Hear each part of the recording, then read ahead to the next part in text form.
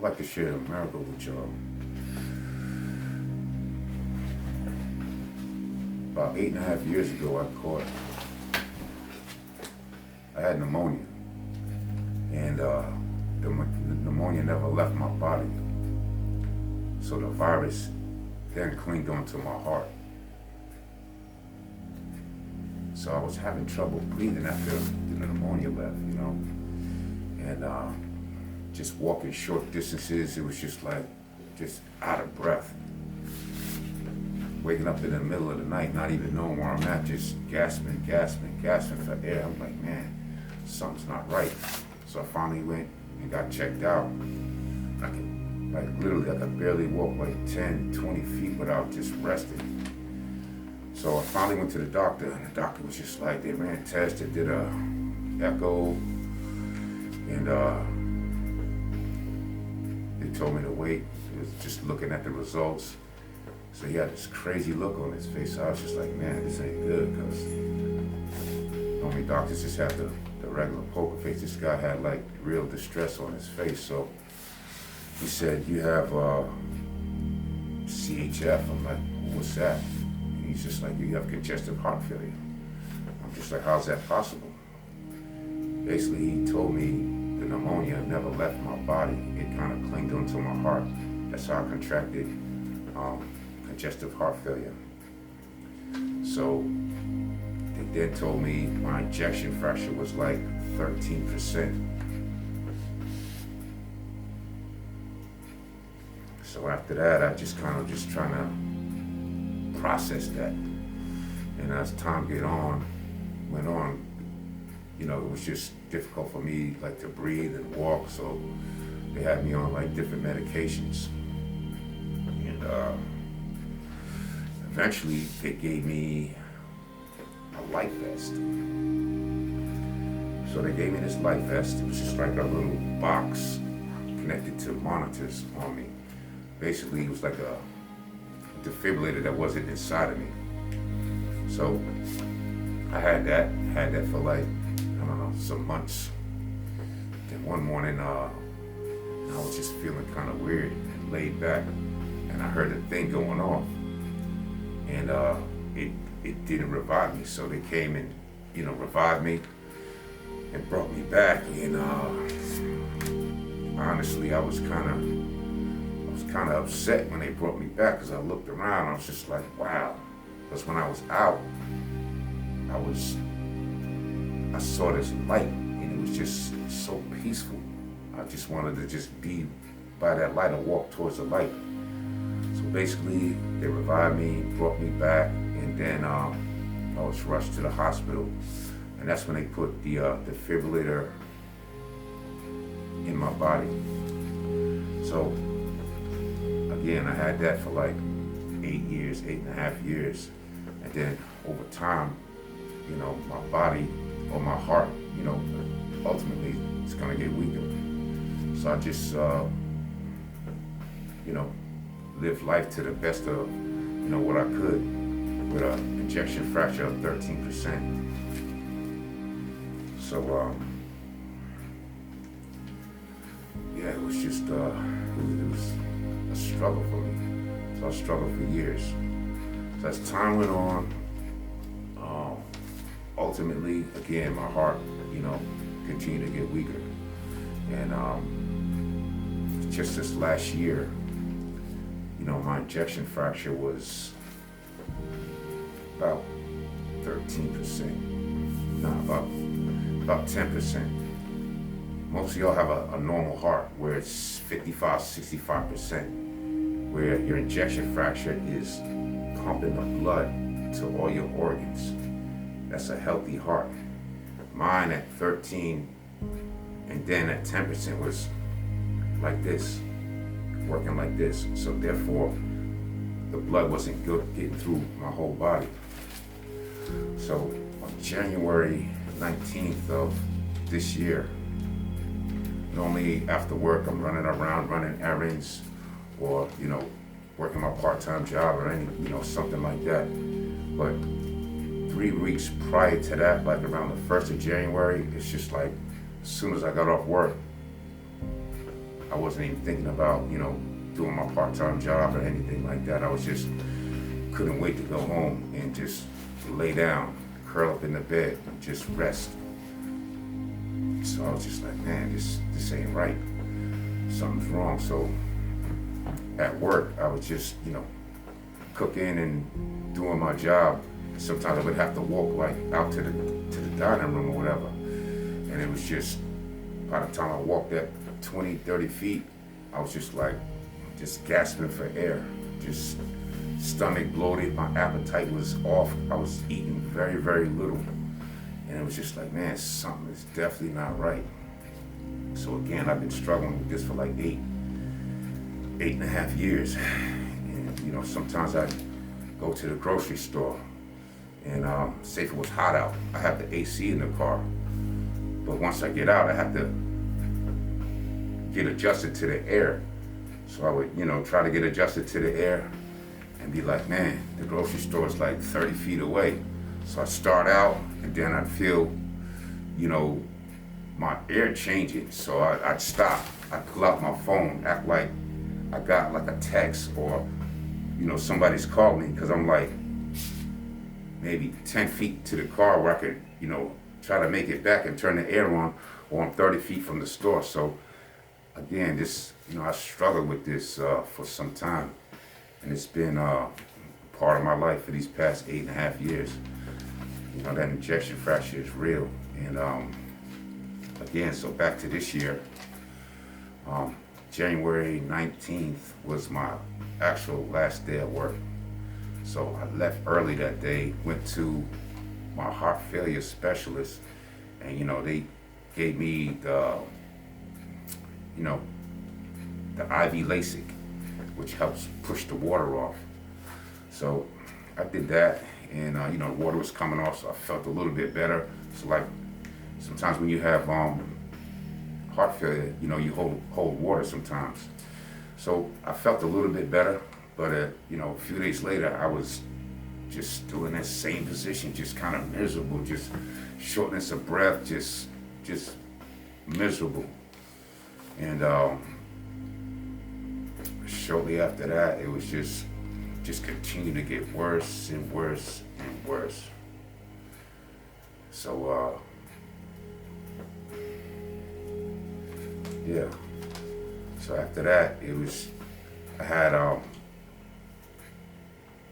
got admitted to the hospital around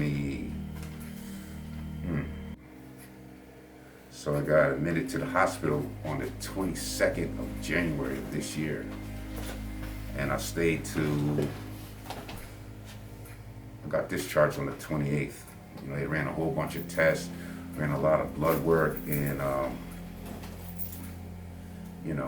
just ultimately they said your heart is getting weak. So I had a follow-up appointment on the 30th, that Monday, with my heart failure specialist. And again, he checked me out, and I believe he gave me another LASIK shot, an IV LASIK shot. And basically he was telling me, you got to go to Duke and get evaluated for the heart transplant program. So I was kind of reluctant at first because I knew my birthday was coming up. So I was just like, well, I'll go after my birthday, which is on February 3rd. And he's just like, well, you probably need to go today so they can start the process. So kind of went back and forth with him about that, and I ended up going to Duke on that 30th, that Monday. Went to the ER, and they finally checked me in. And but prior to that, on the 22nd, my wife was telling me, hey, you need to go to urgent care. You need to go to urgent care. So that's when I went to urgent care, and they transported me to the hospital.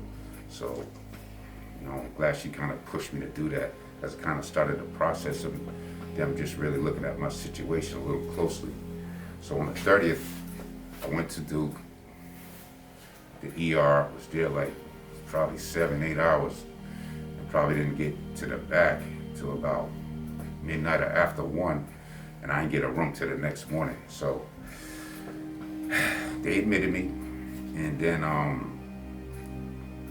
On February 3rd, I got accepted for the heart transplant evaluation. And that just happened to be my birthday.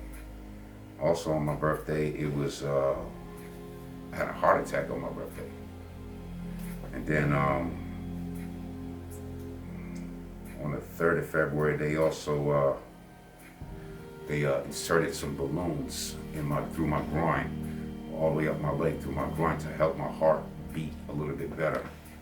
So it was a busy birthday. Yeah, it was a very busy birthday, and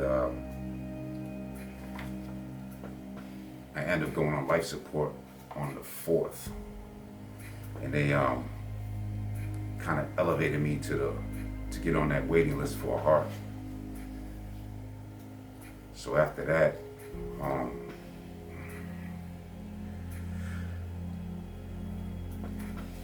think on the 4th or the 5th, they approved me. My insurance approved the thing to get a heart, and on the 5th, I got a call from the heart transplant coordinator saying they found a heart for me.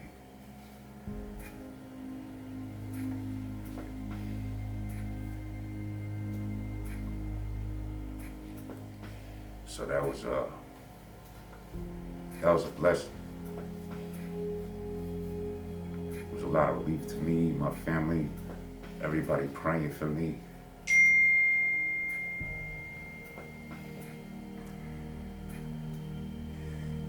So then on the 7th, going into the 8th of February, they was putting the new heart in me.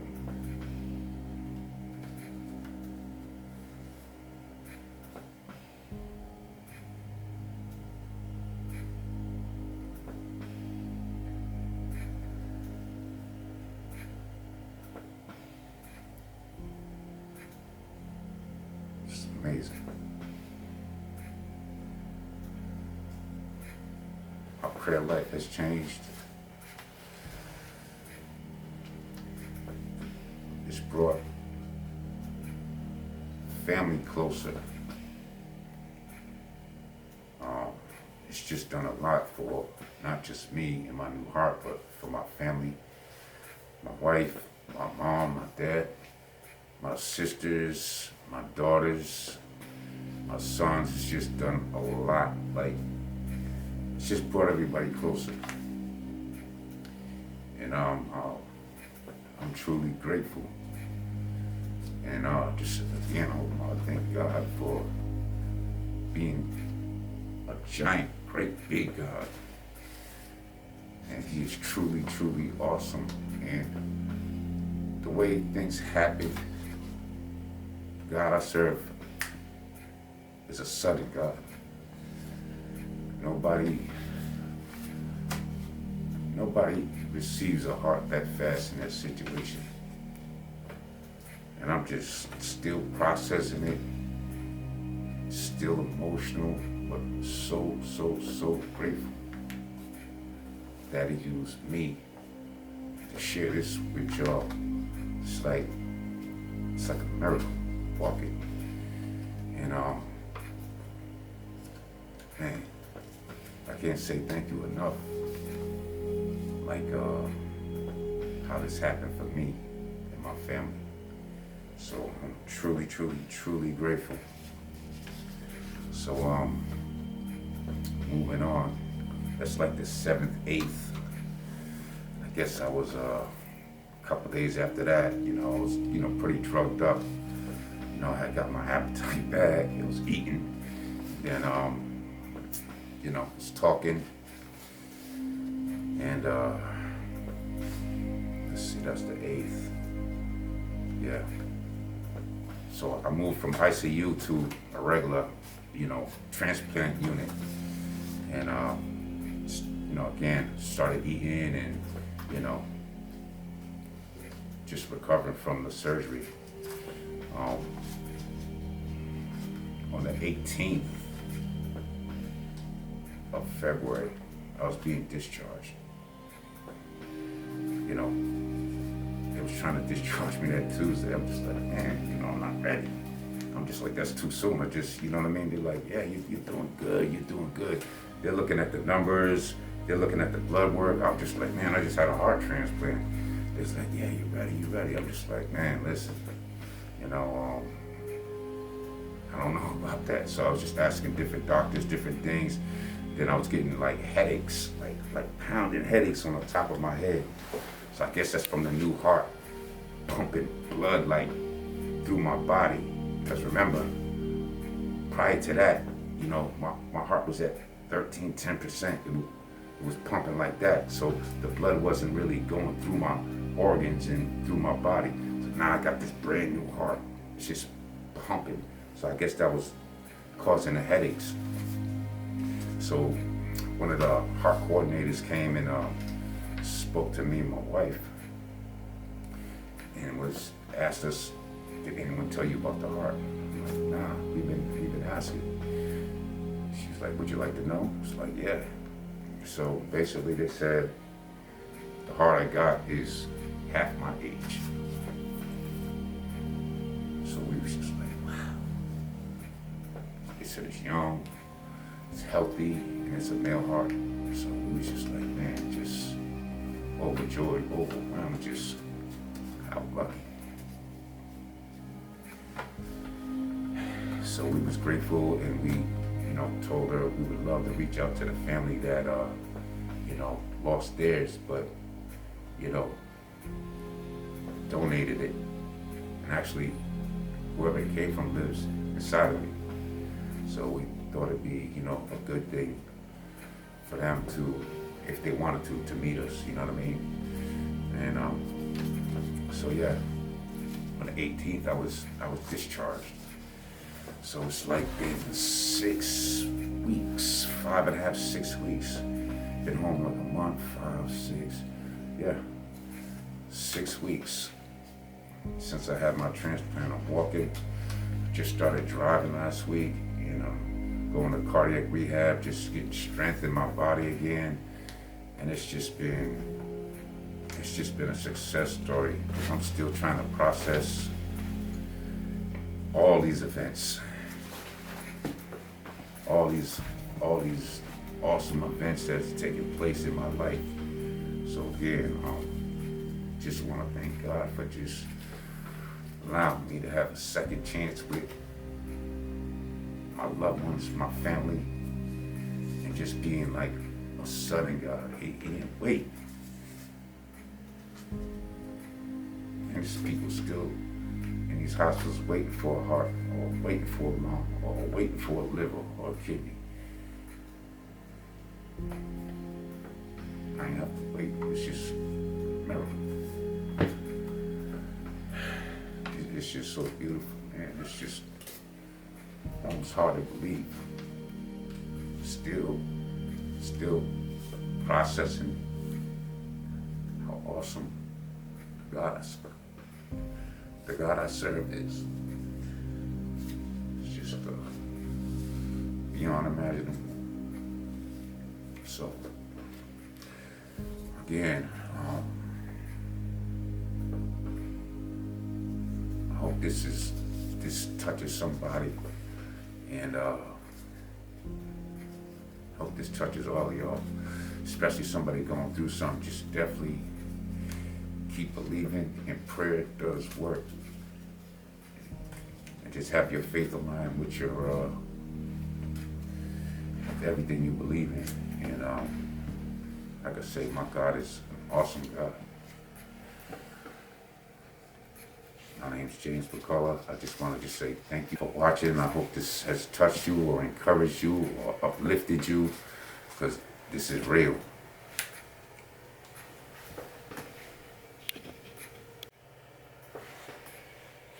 So before I go, there's so many people that were involved in praying and the support team. I just want to thank everybody involved for this success story. I want to first thank Dr. G for just praying and belief to thank Dr. Russell, my heart specialist, my heart failure specialist, for just for pushing me to actually get evaluated at Duke. And Dr. Russell's whole team, they were just amazing in this heart transplant, the whole thing from beginning to end. I want to thank Mom Vertis for her prayers. I want to thank Mom Edith for her prayers, Mom Hazel for her prayers, the whole WOW prayer line for just praying and just sending up those prayers. I want to thank my sons. I want to thank my daughters. I want to thank my amazing wife. She was really the throttle behind this whole thing, just pushing me to go get checked out and do this. And without her, I probably wouldn't be here. I want to thank my sisters, my dad, Michelle Chavis, who's been a strong part, just doing a lot of things for us. And I'd like to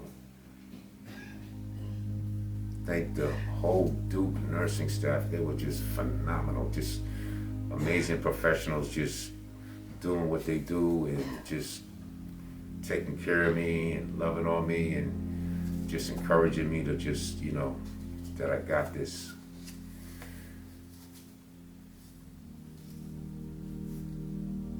So many people that would just had a part in this. I just want to just say thank everybody.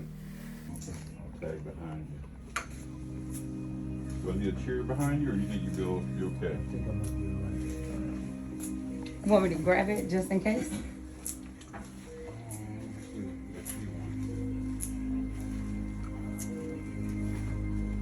don't see one offhand. All right, stay right there. Let me grab it for you.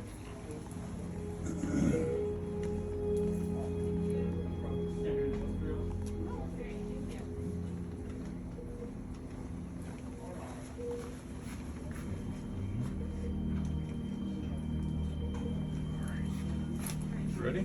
Let me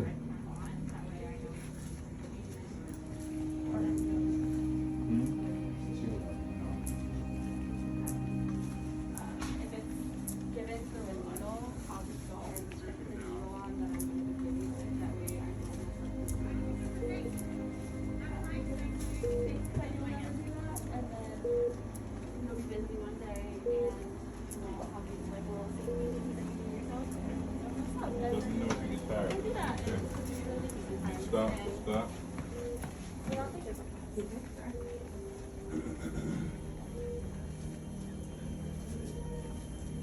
That's kind of why I thought of like vitals first. Like that's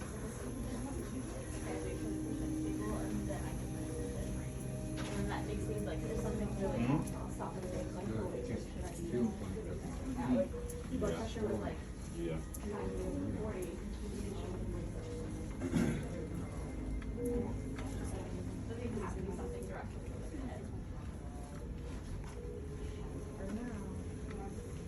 Are you sitting yet?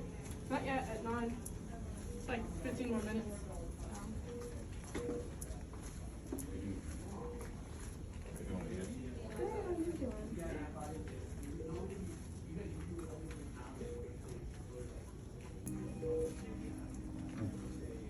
Okay? Okay.